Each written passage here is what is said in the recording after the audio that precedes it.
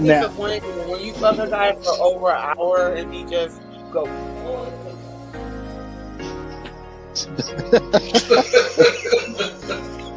Did anybody recognize you from film in the industry? They did? Okay.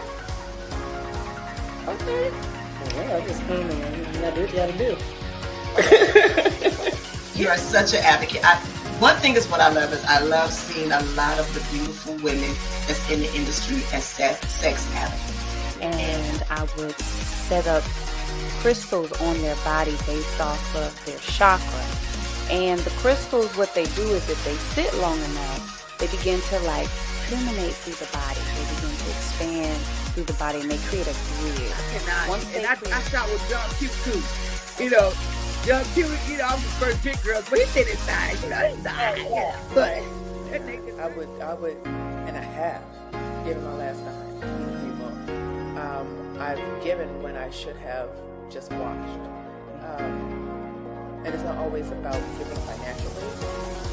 It's giving your space and your time and your energy. So that's kind of like a 50-50 answer, what I got. That wasn't really a yes or no answer. I think I actually would, and this is of course the therapist in me, I would be asking them, like, tell me how this is celibacy for you. So what's first there, Anne? I shoot them just like I would be shooting a regular female.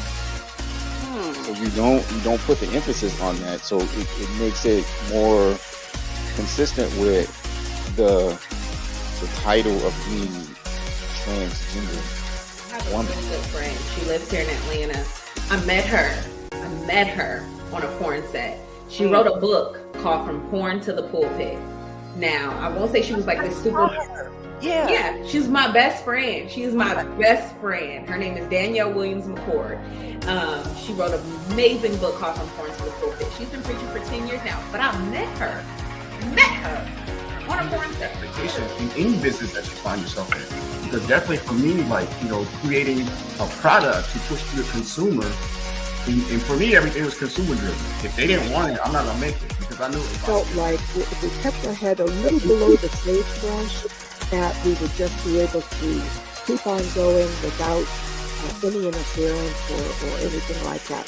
But that's like, dude, I'm sitting in like the dressing room, like just with all the 20-year-olds and 22-year-olds, 25-year-olds. I'm like, how old are you? Oh, I'm 25. I'm like, how old are you? I'm 23. And I'm like, dude, I'm 30. Before I leave the house, I feel like the last look. You know, this is how I feel, this is what I'm thinking, you know. Now, when I get out and interact with other people, it's going to be what it is. Right, okay.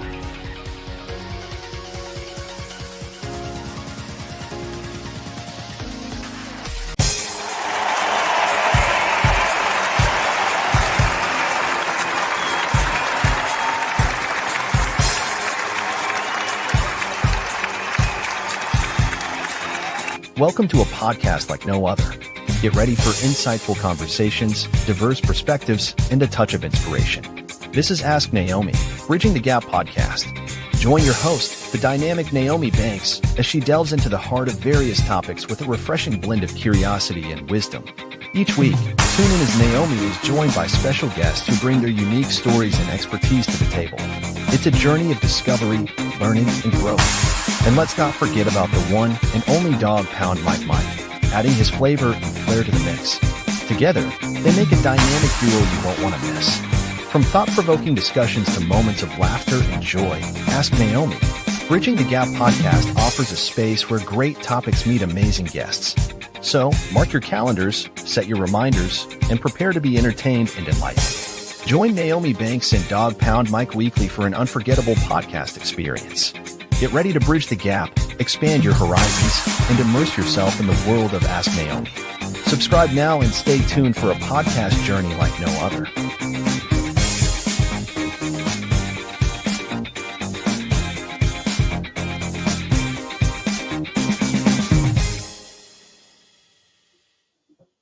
Well, hey, my beautiful people. Well, welcome back to Ask Naomi Bridging the Gap podcast. This is where we talk about love, sex, relationship, culture differences, and so much more. While bridging the gap between them all and teaching the world on sex, language, attitude, and spiritual uplifting.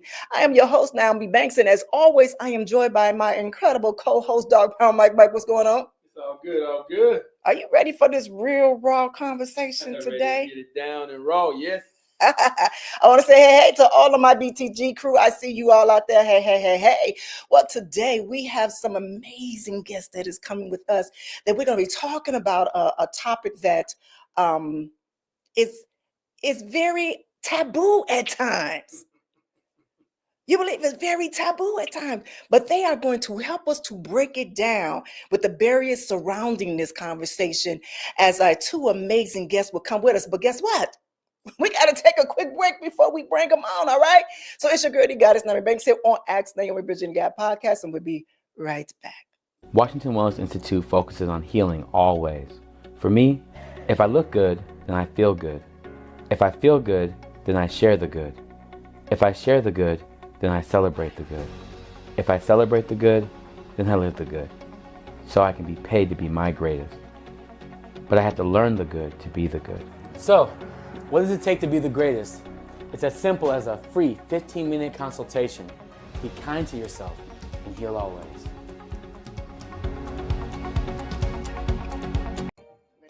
What are some common barriers that prevent people from expressing? Hey, it's your girl, the goddess, Naomi Banks here from the Season of Self-Love podcast. Yeah, I would say remorse. So, shame and guilt is a very dividing emotional.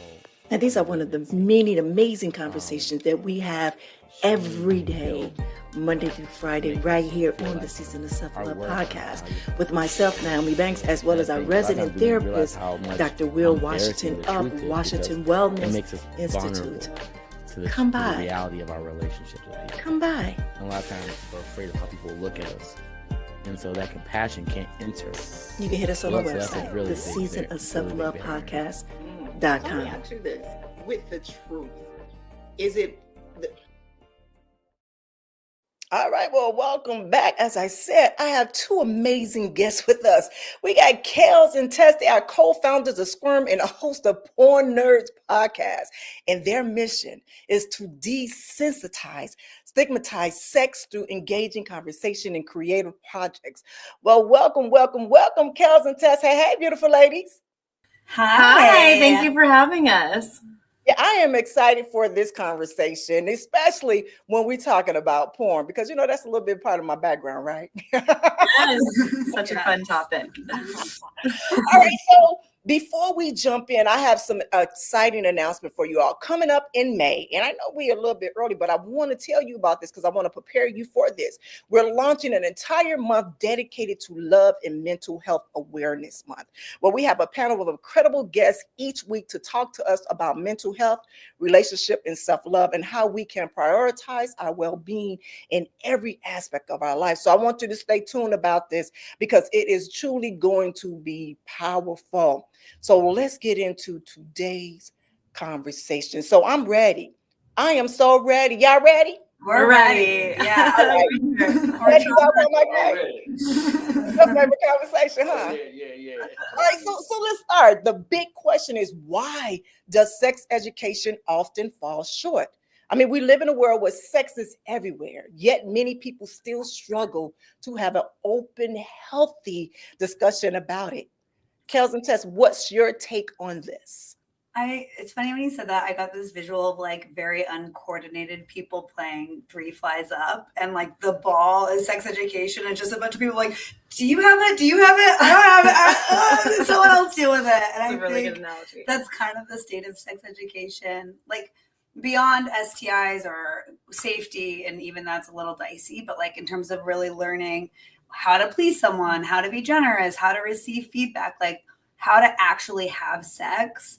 No one really wants to touch it because it feels pretty dicey. So it's really a crapshoot of like the partners that you encounter and like how close you are with your friends, and the porn that you watch is kind of what we find. It tends to just be this smorgasbord of like trial and error. Right. Yeah. Yeah. Right. I think that like when it comes to school-based sex ed, you know, for so long it's been stuck in this focus on, you know, reproduction and not getting pregnant, and there's just sort of whole sides of it that get ignored around the communication and the boundaries and the consent.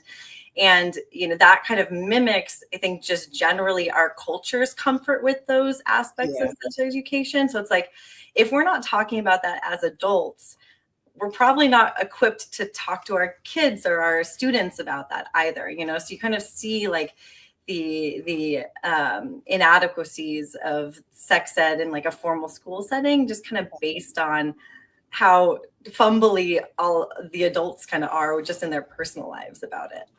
Yeah. You know, as you speak, I remember, and I've shared this with our audience before. I remember back in the day, I'm a little bit older than you all are. We used to have what we call, it was like a nice, we used to do a field trip that day for our health class. And we had to be, I think it was fourth, fifth, and sixth grade, or was it sixth, seven? No, it was sixth, seventh, and eighth grade, where we were able to go to this, I guess it's like a sex museum where they teach us on sex and stuff like that. So they put us all in different rooms. They put the girls in one room and the boys in another room, and they tell us the birds and the bees and how, you know, all of those things. But I remember, even for myself, my mother had a very hard time speaking to me about sex education. It was just like, don't do it. You're going to get pregnant.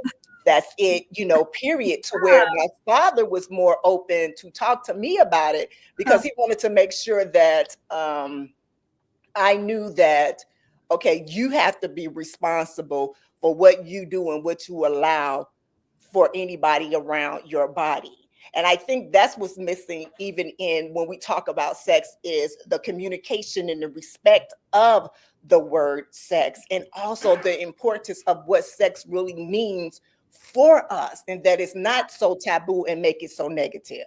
Yes. Yes. There's so much focus on just the, like the physical act, you know, and like, and such a disconnect from what space it takes up in our lives in like a much bigger, more profound way. Right. Well, yeah, and I think like we've started Squirm 4 years ago, and in that time, I've so many more people just volunteer information about their sex lives and like what they think of it and their background and their experience with sex education. And I think even before communicating like what sex means to you and like how you want to have it with somebody, I think there's such a big divide between what backgrounds we're all coming from when it comes to sexuality. Like I have a good friend who grew up in like pretty much a cult, like kind of an apocalyptic, you know, doomsday cult. And they were really fear mongering about sex and like even masturbation. And so it's like somebody coming from that background versus a background that their parents were really open, or some other really religiously, like we all start with such a different vantage point about what sex even is to begin with, and like what it means, that I don't know, I feel like learning how to even bring that up is really important. Mm-hmm. Yeah.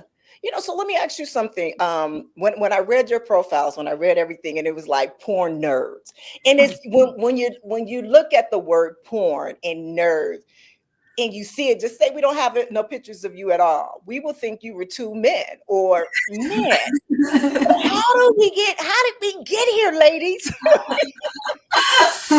We love surprising people. I mean, that's one of the best parts of life, is like surprise porn nerd. Didn't think that. I mean, I think, you know, we, like she said, we started Squirm 4 years ago, and it started as just this general, like helping people have more open conversations about sex, talking openly, destigmatizing this big part of our lives. And we quickly found out that you just like can't talk about sex without talking about porn when you're talking about people's personal sex lives, and how porn plays a really big role in a lot of our lives, whether that's openly or kind of secretly. And so we were like, let's just get into that. Like, there's definitely a lot of information here, you know, like there's numbers, there's data, there's a lot to learn about the state of people's porn lives, you know, whether you're in the industry or a consumer of porn. And we're like, yeah, it's like a pretty nerdy approach to this very fun, sexy, spicy topic. But, you know, it kind of like helps kind of flesh out that whole side of Squirm. Well, and I have to say, like, Tess is the original porn nerd because she literally wrote a thesis on porn, and I have like an honorary porn nerd degree. I'm now anointed her with the porn nerd crown from just hours and hours of watching it and going through the Pornhub stats. I'm like a junior porn nerd. Yeah. That's true. Yeah. Junior, yeah. I'm senior porn nerd. I will accept. Yeah. You know, it's so funny when I got into the industry. When I got into the industry, I did my research as well. I didn't write a thesis on the paper, but I did my research myself. It took me a good 6 months to really do the research to find out everything. And this was before even Pornhub came along. So I was literally on the computer, you know, doing the stats, to try to figure out how to market myself, to where to put it on the business aspect of it. Because my thought for me was that, all right, I'm gonna go in here. Honestly, it came in as a money grab. I didn't know that once I got into the industry that I would truly learn a lot of things about myself, positive things about myself, sexually and spiritually, that I think people miss when we do talk about sex. When we do, for me, and when we do talk about porn, there is always a negative and positive to anything that we do in life. For you to be so, even you, Tess, that wrote the thesis, what made you write that thesis on porn? She's just a pervert. I'm just a pervert. Yeah. No. We love that word pervert. It is like a term of endearment. I mean, I knew I wanted to work in the sexuality field, and at kind of the same time that I was looking at schools, thinking about what I wanted to do, I was like, I want to start with just some research and like figure out kind of like where in this world I fit in. And at that same time, I was just learning a lot about the porn industry in like just from personal exposure, and like finding a lot of porn that I didn't even know existed. And I was just like, oh, there's a lot here. And it's not the same story that I've been told growing up about porn, you know, where I kind of was like, maybe this isn't for me, or like what's going on in that industry. I realized like, oh, there's so much more to this than what I thought. And so I got into school and was choosing my area of study. And I was thinking a lot about outside of school, when you graduate high school and you're out in the world and you're dating and you're having sex, like where do you learn about what sex can be or what sex is? Like where do you learn about these things to try? Or, you know, it just beyond, you know, those like few classes maybe you had in middle school. And through that research, you're like, porn kept coming up. A lot of people are learning about sex from porn. It's kind of this de facto sex ed in our like adult life. So it was this sort of meandering process of like, where do I fit in this sexuality field? I'm like really pumped about a lot of the porn that I'm seeing out there. I'm also learning that a lot of people are watching porn to learn about sex. Like there's some overlaps here. There's like intersections between this sort of adult sex ed and all the porn that's being like pumped out into the world. So I wrote a thesis with that sort of intersection of adult sex ed and porn in mind. So what did you get on it? Like, you know, when the professor seen it, what was her? You know, what did you grade? They're like, so you just want to watch porn in the library? Is that what this is all about? I was like, yeah, no, I would not do that. Come on. No, fortunately, I was in Amsterdam, so they're pretty open to that topic. And it was a sociology of sexuality master's, so they weren't like super surprised. Okay. I got a lot of support. And I was working with people in the porn industry while I was in Amsterdam. So I was kind of like doing this cool internship and meeting a lot of people that way that were not connected to school. And just my mind was like consistently being blown open. So it was, yeah, a lot of support from the school, and just overall like such an eye-opening experience. Nice, beautiful. And I think Amsterdam is their sex scene. I mean, their porn scene is a little different from our American porn scene. Yeah. Yeah, very, very different. And just, I was working with this company called Blue Artichoke Films, which is a smaller, like queer woman run ethical indie erotic film company. I'm trying to remember the words that they used to describe their platform, but it was like these kind of like longer form erotic films. And something notable at the time was the National Society of Dutch Sexologists, which was like classically a little bit more of a traditional not super pro porn group of people. They had like awarded this company the sexology prize or award of the year for like contributing to like a healthy discourse on sexuality. And it was like, yay, porn. So I don't know, it was a wild time for me. Dr. Pound, did you have any questions? Something I did have a question. First of all, what you just said about being over in Amsterdam, I guess my question is, here in America, like Naomi said earlier, sex is like a taboo. But over there, is it much more, a freer topic? People can talk about it and discuss it. Like America, everybody having sex, but don't nobody want to talk about it. Yeah. So there is it like more open? I think in some ways, yes. I don't think there's a few ways that I want to answer this. In some ways, yes. I don't think Amsterdam or the Netherlands has the same religious purity baseline that we have. And I think that really informs how we talk about sex in the United States. That doesn't apply as much in the Netherlands. Also, I was in school in Amsterdam, which is like circle inside of small circle. And so there's a lot of the rest of the city and the rest of the country that is like kind of more traditional and a little less comfortable talking about these things. But with the red light district and like a lot of sex worker advocacy groups and like porn being made, it definitely felt like I wasn't going to surprise that many people by being like, I'm studying porn. They're like, cool. So is that person over there. Like, it definitely feels like a more open topic of conversation in a lot of ways. Right. Yeah, that's real. That's real. And for our listeners out there, we want to know what's your experience with learning about sex. Me, Dog Pound, I learned from my big brother. So, but we want to know, are you guys on our BGG crew, are you able to have open conversation, or do you have to figure things out on your own? So hit us up at Bridging the Gap Live on social media and share your thoughts with us. Yeah, and don't forget to put that hashtag in front of it, because we trying to come viral. We coming viral. That's what we're doing. Viral. Now for Kels, Tess was she was the porn, specialty. For you, you said you like honorary. So what was it that got you into it, like, really? And then I got a question for the both of y'all.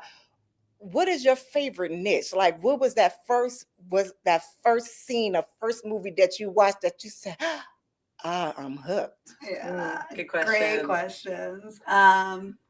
I'll say, so my background is all in production. I did film and theater stuff like all through my 20s, and Tess and I have been long friends. So when we started to want to like do a pandemic project, we were just going crazy, and it was like, let's combine these skill sets to try to make resources for people and a brand that's really like fun and entertaining and is able to reach people in this time where they're feeling really isolated. So that's been the most of the way that I've like brought my skill set into it. And then on a personal level, my mom, when I was like 12, she became a sex worker. So from that point on, I just became like very fascinated with the stigma surrounding sexuality and sex work and erotic media. She's like an erotic photographer that, did a book and the whole thing. So, I think it's just been something I've been like very fascinated with for a long time, and more from like a story perspective rather than an academic perspective. But through many hours, I have earned my badge as a porn nerd. As far as like porn niche, so we often, I think we say it in the pod, like maybe it's on the cutting room floor though, that people like send YouTube recommendations but don't send like porn recommendations very often. But I found my favorite porn category through a friend sending it to me unsolicited, and it was platonic friend, and it's massage porn. I like love massage porn. It's so relaxing and super hot, and that's my favorite. Okay. I kind of, one of the like first ones that I saw that I really loved was public sex in a sculpture garden, and I was just like, everything about that is so hot. Like she was blindfolded and being like led by around all this art, and there were like people walking in the backgrounds and like admiring the sculptures, and then they found this one that had like a little kind of like arch thing that they could hide in and like you know, have sex in. And I was just like, whatever is going on here, like I want to see more of that. So that was a fun one for me. Oh yeah, that sounds sexy. That sounds good. In the massage one, I know that's sexy because I've done several different scenes like that. So I already know. You know, for you, Kels, now you said your mother was kind of worked in the sex work, and this is the thing because I have children. Well, they're adults now, but we never really had heard the voice from someone who has been a child with a parent that worked in that industry. You know, usually they get like a bad, you know, kind of notion on what that looks like. For, you know, they don't realize that, you know, for myself, I live a regular life, you know, like we're not fucking at home with cameras. For you, what did that look like for you, you know, coming from a child of a sex worker? Yeah, I mean, I've said often, like, I feel like obviously I have issues with my mom. It's any relationship, but none of them have come from what she does for a living. You know, I think it's just normal to have kind of storied relationships with your parents. And in our case, like she always was like, you know, it was a very gradual like ascent into it. And it started when I was like 12 and I think reached its kind of like full potential where it stayed mostly at when I was like 15 or 16. So it was like I kind of acclimated to it as I got older and understood more about it and became more independent. And I think the biggest learning from it was like, especially in my early 20s and especially like dating, being out on a date and kind of like doing the chat of like, what about your family? What do your parents do? All that kind of stuff where I would like feel this really preemptive kind of defensiveness about it. To be like, well, no, like it's not like out of duress. It's not because she had no other options. Like she had a corporate job. Like I would like feel like I would have to kind of justify why she landed in this line of work. And like, but reflexively, like not necessarily from what the other person was giving me. And so I think that really like investigating and getting curious about that stigma and the source of it has been super formative to my own personal views on sex work and in turn Squirm now too. But yeah, I mean, it's like, I think, you know, it's a normal relationship. Like we have our ups and we have our downs and she's doing her work and like more power to her. If she likes it and is happy, like I think great, you know? You know, thank you for sharing that. Why I say that is because a lot of times when we are parents and we have children, we want to make sure that they are together mentally, physically, emotionally. I remember having that conversation with my girls at the age of, I believe all of them was like 13 when I told them. Each one of them, except for this last one at 12. I told them at 13 what it was that I did. And I'd explain to them exactly what it is and why I am doing it. And I just left it like that. And if they had any questions or, you know, to come and ask me, it's nothing that they ever seen for themselves, at least to my knowledge. But then I got them used to understanding what I did for a living. This is a part of my job. This is a part of my career. This is what I do. And they've been able to watch me gradually grow from now I'm retired going into something else, still using with sex as a positive moving forward, and also with teaching them that way. So I love the way that you two right here, you Kels and Tess, that you come together and you're actually giving a different perspective for the knowledge of it, coming from a child of a sex worker, you know, and as someone who is actually into it as a consumer, researching, as a, you know, and it gives a more roundabout way of understanding of it. And I appreciate that. Yeah. Thanks. Yeah, I think it's important for us to not position ourselves as like this is the Squirm stance on porn, or we are like experts on porn. It's like we each have different approaches to this topic and like different backgrounds, and the main goal of all of it is to like help people have whatever sorts of relationships with it or conversations with their kids or their partners, and like and hopefully like our diverse backgrounds and kind of my more academic approach and Kelsey's like personal approach, and then the creative side can just like offer permission for people to come at this from like whatever position they're in, you know, on their own. Yeah. Now for you, now let's go to the podcast now. Have there been any standout moments on the podcast or any episode that really resonated with your audience? Yes. Yeah, it's hard to choose which.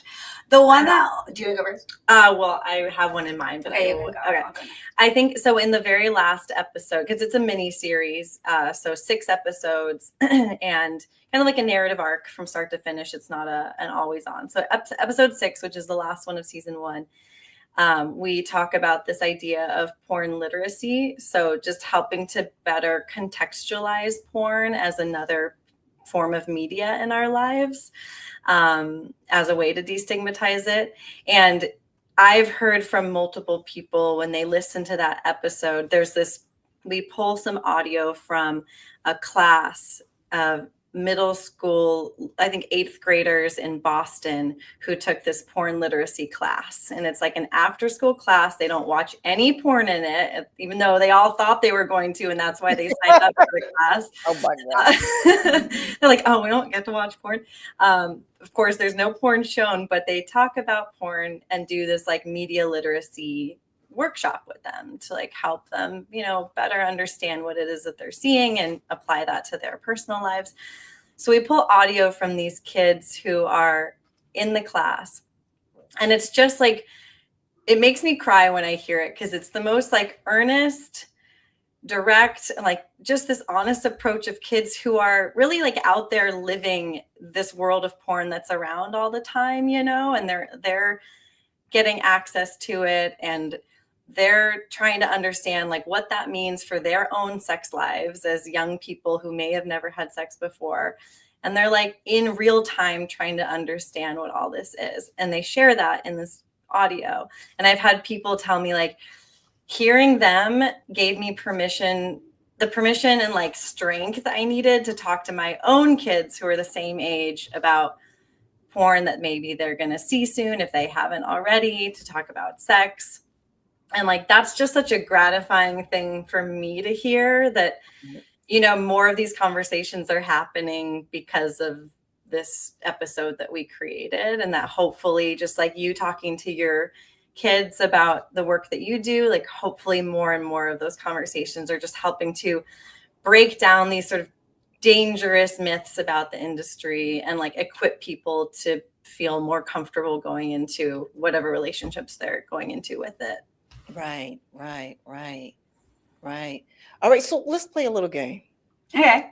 It's called Myth or Fact. All right. So I'll throw out a statement, and then you let me know if it's true or totally a misconception. All right. Okay. All right. Y'all ready? Ready. Mm-hmm. Y'all ready? Ready. Okay. Ready. Ready. All right. So here we go. All right. Porn. Is it a bad influence on relationships?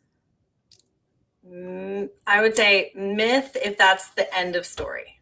Agree. Okay. What'd you say, Dr. Mike? I say the same. It's a myth. It's a myth? Yeah. Mm-hmm. It's going to be very helpful. Very, very helpful. All right. The next one is sex work. Is it not real work? Myth. Myth. All right. The third one, everyone who watches porn wants to replicate it in real life. Myth. Okay. We should get like a You know what, Dr. He over here looking a little sad eye. I think that last question should be broken up to men and women, because I think a lot of men do want to replicate what they see in porn in real life. And that, I mean, Hey, that's your answer to sex. Stick to it. Put your chest wide out. That's a really important point, though. It's a really good point. Yeah, but it is. the question was everyone, so I think it's got to be myth if we're talking about Yeah. If you want to say it that way, yeah.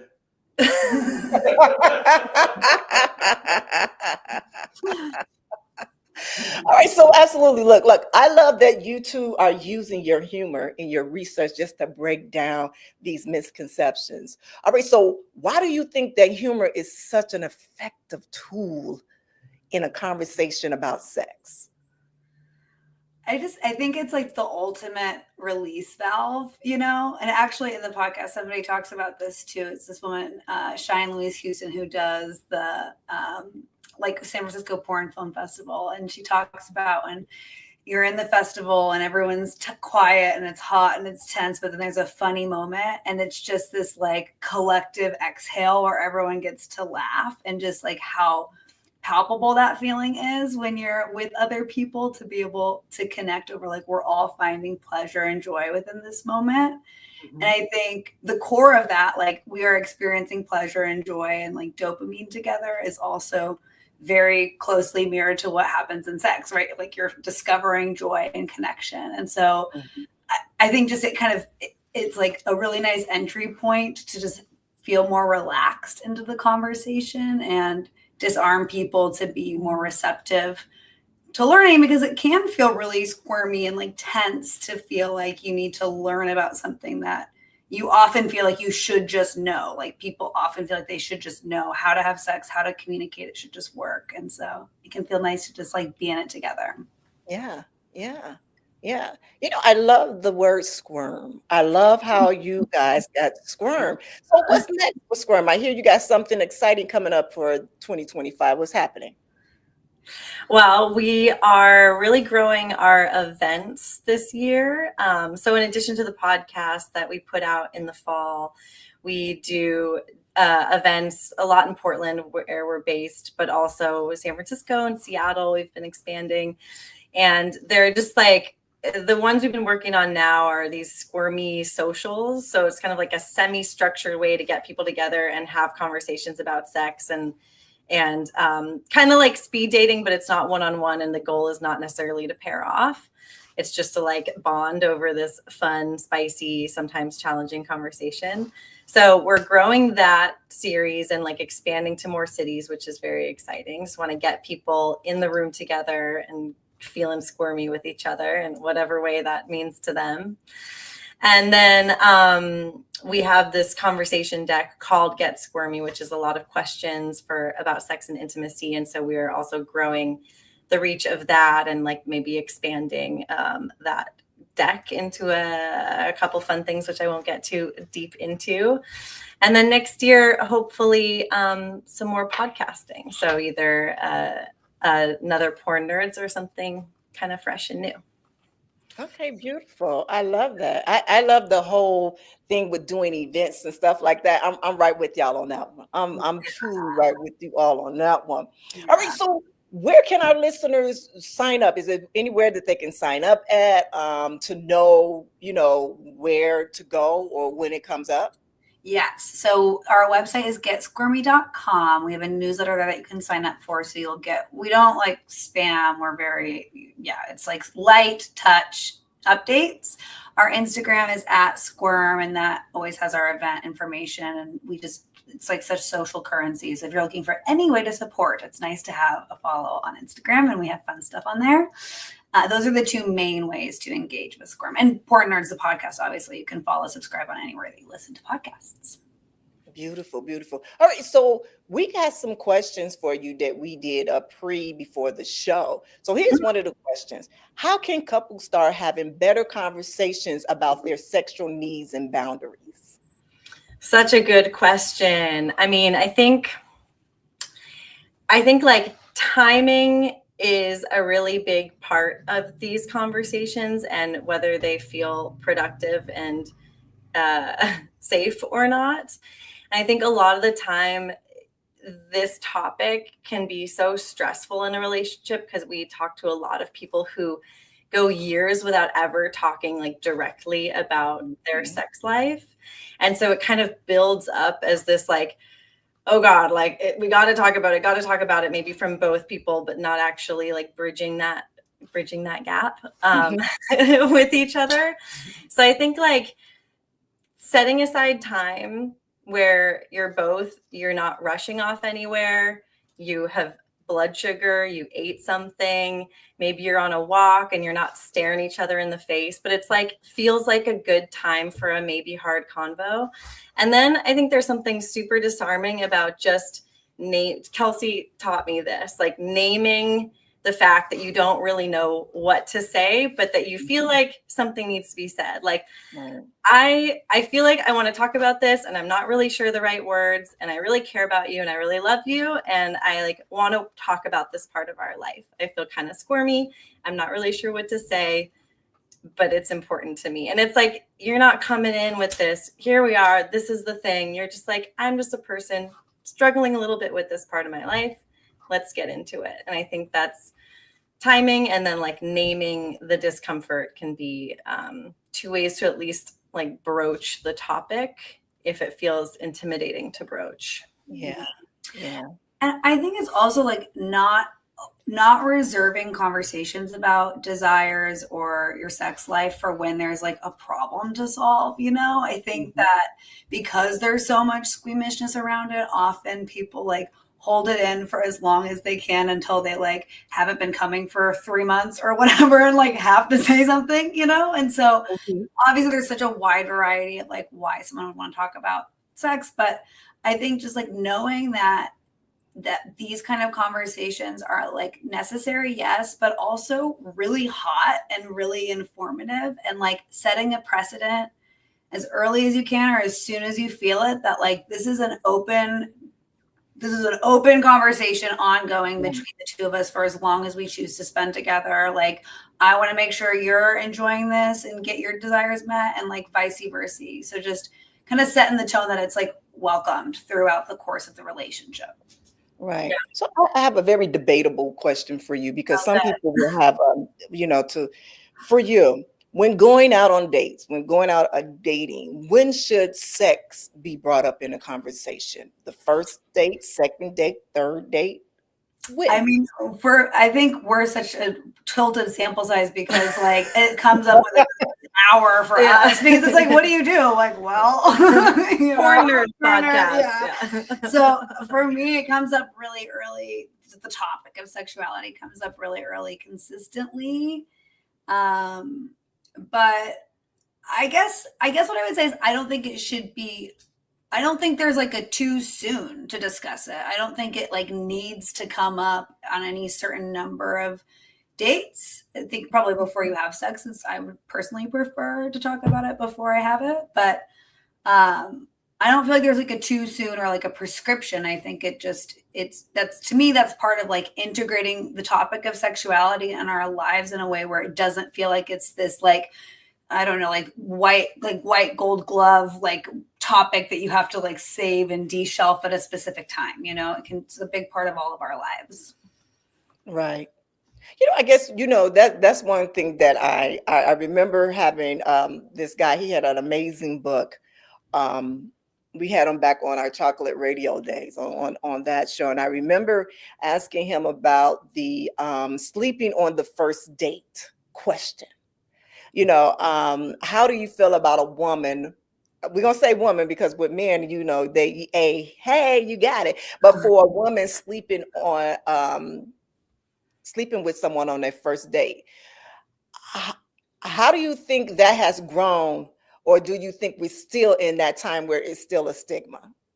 That's a good question. I think it really depends on who you're talking to, because I think there's a lot of people for whom sex is a very sort of like normalized, comfortable part of their lives, and having sex with someone on a first date is like really fun and not this sort of you don't have to like build up to it in terms of it's like what it means in a relationship necessarily. And then I think there's still a lot of people in a lot of places where sex takes up a different space in that early dating. And I think if you're asking like me personally, or kind of like the squirmiverse that we tend to run in, that I think there's absolutely nothing wrong with sleeping with someone on the first date if you're having a good time, you know? But I think like, just like Kelsey was saying before, we all come to sex with these different backgrounds, with religion, with like purity culture, with, you know, fear mongering from a doomsday cult, if that was where you grew up. It's like, that's probably going to inform how comfortable you feel going into these early dating situations. And if you think it's okay to have sex with someone on the first date, or if you think there's something shameful about that. Yeah. And I'll say though too, I don't think it's very similar to porn for me in that, like, you know, porn gets this bad rap of like porn bad, like reflexive, just like no, you know. But we know like when you get more comfortable, that's not true. I mean, I think we probably all agree on that here. And like I feel from a very like personal standpoint, with sleeping with someone on the first date, have done it plenty of times. Don't think there's anything shameful about it. I am single now, and like I don't really do that anymore, just from like what I want and what I'm trying to like. I know how it affects my like attachment to somebody, and like can skew or kind of cloud my vision of if I really even like this person. So like I think there can be a lot of like, you can arrive at your no in a lot of ways, and you can arrive at your yes in a lot of ways. I think the most important thing is like knowing why you're there, like why you fall on whatever side of the fence that you fall on. And if it's because it's this reflexive, like slut shaming thing, I would encourage people to dig deeper past that. But there's plenty of valid reasons to not do it if you don't want to. I think that's something that we came to in the Porn Nerds show too, is like a lot of the show is wrestling with this idea that a lot of people are watching a lot of porn and feeling a lot of guilt about it. Mm-hmm. And like, why is that, you know? And by the end of the show, we're not trying to prescribe a dose of porn to anybody where it's like, here's a healthy dose, here's an unhealthy dose, because that's just so subjective. That would be really fun though. I just need like a little like RX pad. Yeah. One massage per a week. Yeah, you get one new room massage and one per day, morning and night, 8 a.m., 8 p.m. But it's like, yeah, you can arrive at your, yes, I want to watch porn every day because it feels good for me, or no, I don't want to watch porn anymore because of XYZ. But understanding why you might feel compelled to like feel bad about the porn you're watching, or not want to watch it, or feel like you need to cut it off cold turkey, like just better understanding what is driving you internally versus what is like some external story that you're being told about your behavior. Right. You know, thank you for those answers. Those are both great answers. Do you have any questions, Dr. Robin? You know, I do. I have one question. I guess this is for all the females out here. But you know, I mean, watching a lot of porn, we do see porn, and when we see it, you know, it's like the women are the aggressive. I mean, I've seen where a guy just sitting on the couch and a woman come in and she makes the first move. And going back to the last thing you asked about, you know, one night stands, I think women nowadays, they may make the first move because they want to see exactly, you know, what they're getting. Like men used to think, oh, I'm trying to have it on the first date. But some women, they want on the first date to see, let me see how this guy's sex is. I mean, when I grew up, I was a younger guy and I dated some older women, and it was just for the sex. You know, they wanted to see what they'll get out of me sexual wise. So I think, you know, do you females think that will you make a first move on a male just to see what you can get out of the sex experience? It's like, this is gonna be bad. Let's just learn faster. Yeah, I want to fail faster. Yeah. I don't know. I've never thought about it that way. I feel like when I make a move and when I have sex on the first date, it's just because I'm like into it and horny and there's a vibe and we made out on the street and it's like, okay, let's just do hand stuff, and then, you know, here we are. I don't know. It just in my mind, not cognitively a test, but it does give you a lot of information. That's for sure. I think the reverse of that is I probably wouldn't hold out for too long if because I do want to eventually know if there's chemistry or not, right? So it's like you're gonna kind of want to know before you get too invested in this person's personality. I did have that once. I went on like 5 or 6 dates with this guy. I really liked him, super fun, and like it's unusual for me not to have sex for that long. And then it was really bad. Like just the chemistry was not there. And it was like a month and a half into knowing him, and I was like, wow, like I wish I just kind of knocked that out. Like, anticipated, like you was like, oh, this shit gonna be really good, and then it was just like a total letdown. It was like a balloon, just like it's not him. There's nothing wrong with him. It's just a chemistry thing, but it was just like and we both felt it. We were like midway through. I think we were both at this sort of like, what are we doing? So much buildup too for that. I think that's tough. Yeah, I think that's what that is. That was a good question, Doc. From Mike. That was a good one. What do you think? Okay, you got one more? I got, so what is one thing you wish more people can understand about the adult industry altogether? Yeah, it's good. I feel like the short answer for me would be that it's just like any other industry. Like it's like people who are working hard, who come at it from a lot of different interests and desires and want to get different things out of it. And there's like really amazing, creative, super positive experiences. And then just like any other industry, there's like bad stuff that happens. Like it's no different than working in finance or working in politics or working in, real estate. There's like unethical stuff that happens in every industry. It's just the porn industry that seems to be front and center in a disproportionate way. Yeah. So I just want more people to understand that it's like real people working hard, doing what they love a lot of the time. And then just like any other industry, there's the shitty stuff. Yeah. Yeah. I love that you all, that you truly bring light to it and to take away the stigma of it, and just being on the outside of it. It's great to hear that we have other voices besides us that's are the sex workers or the retired sex workers, just keeping a positive movement of it. And I do truly appreciate it all. And I love the insight that you have right now. But for our listeners, I have a question for you.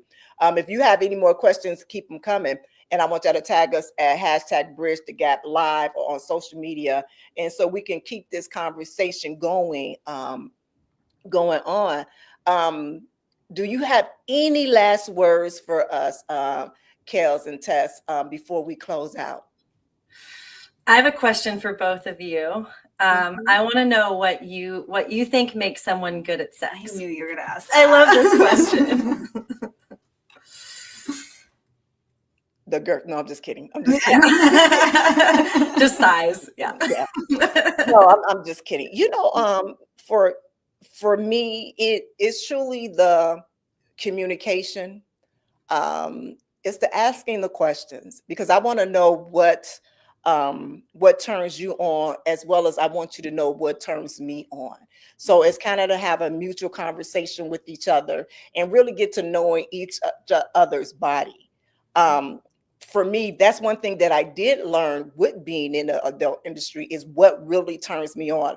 A lot of times we don't know that is because we've been taught to, when we do that self-discovery of ourselves, as we call masturbation, we're not supposed to do that. Mm-hmm. So like for me, if you're uncomfortable, let's get comfortable together. Let's do some things even before we get into the hardcore of things. I want to touch and explore you, and you touch and explore me.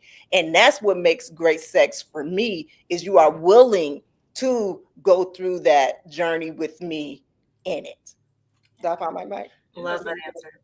Yeah, that's a very good answer. And I think even before, you talk about dating, but even for dating, I mean, I've been in a few relationships where I was friends with the person first, and it was kind of like a cheat sheet, because when you're friends with someone, you talk about everything. You talk about everything, and mm-hmm. This was a person I didn't even have to think I had a chance for being in a relationship with, So she talked to me, I talked to her about past experience and things, and it got so fun that when we did get together, everything was kind of out in the open, and we kind of knew what each other liked, So It was just like set up even before it even got to the thought that we would have sex. We had conversations about it.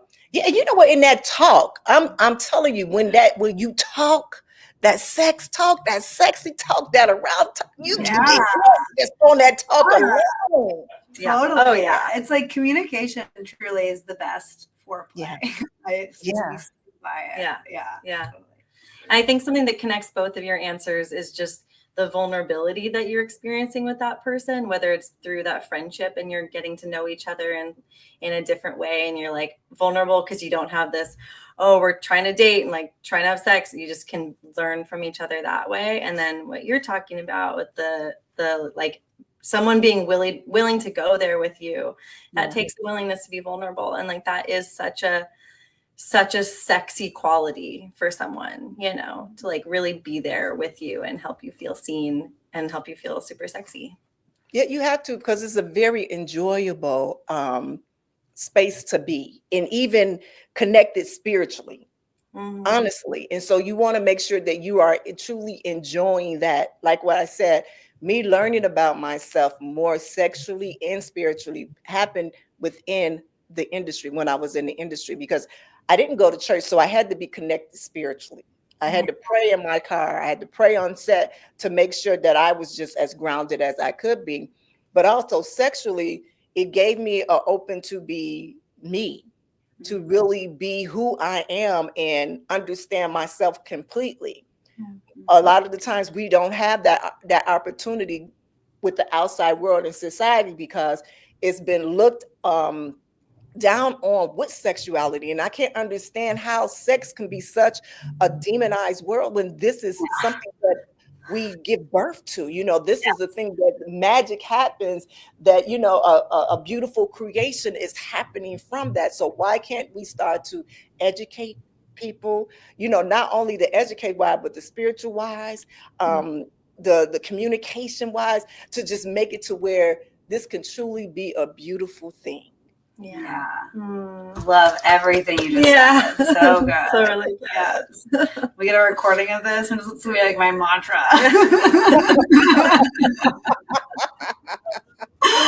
I have a fast. How did Dog Pound? How did you get your nickname Dog Pound? Is that what it is?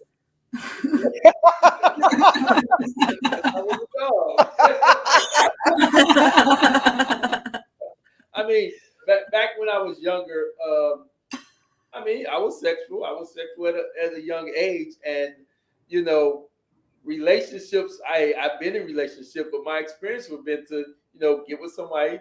We have some sex. We have some good times, and they do refer some kind of men as dog, but I tell it like it is. That's another part of my name. I think Naomi was part of giving my name, because when we hit the show time, I just tell it like it is, straight from the dog pound. When you're in the dog pound, the dog that talk what's real, and that's where it came from. Yeah. He was he kept it real. We had a show back in the day, was Chocolate Radio. We had Chocolate Radio, and it was him and another guy, and they would just, and I'm like the one to just keep it cute and sexy, and and they like really raw with it, but coming from a man's point of view.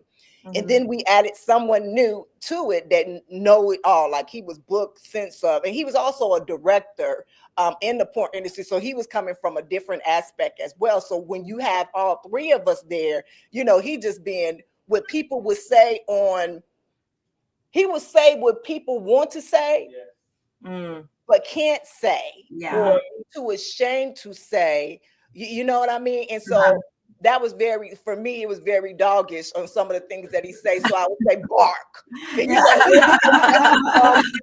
type of mentality. So that's how he got to and like Emma said earlier, everybody is here because of sex. It wouldn't be nobody here if it wasn't for sex. Yeah. So you basically have to, you have to take it like it is, and so it's there. It's out there. Everybody's gonna have it. Everybody's trying to have it. So let's talk about it. Yeah. Yeah. Unfortunately, Dog Pound has calmed down a little bit, so he's like I don't even really got an old hound dog now.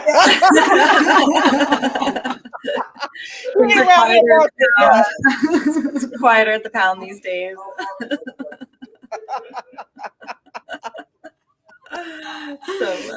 So you know what, again, ladies, thank you so much again for being here and just giving us this great conversation. Again, if you want to share your website again, your podcast, and where people can find you at, your social media, everything, give it to them. Awesome. GetSquirmy.com is our website. Follow us on Instagram at Squirm. And the podcast is Porn Nerds. It's 6 episodes. It's so much fun. You're going to love it. Guarantee it. Beautiful, beautiful, beautiful. All right, so before we go, I want to do a quick reminder. In May, we are launching our Love in Mental Health Awareness Month series. This is something very dear to me that I just cannot wait to do.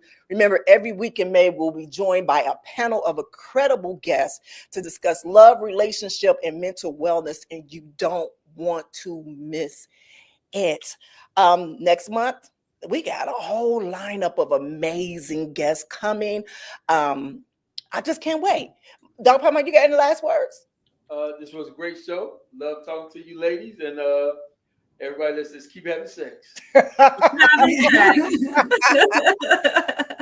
All right, my beautiful people. Thank you too. All right, my beautiful people. So listen, again, remember, if you want any love, sex, relationship advice, you can always email us at asknaomi@gmail.com. And as always, be good to one another and yourselves, and always keep it sexy. Have a good one. Hey, it's the goddess Naomi Banks, and I hope you enjoyed that last episode of Ask Naomi Bridging the Gap. And if you did, please like, subscribe, press that notification button, as well as comment.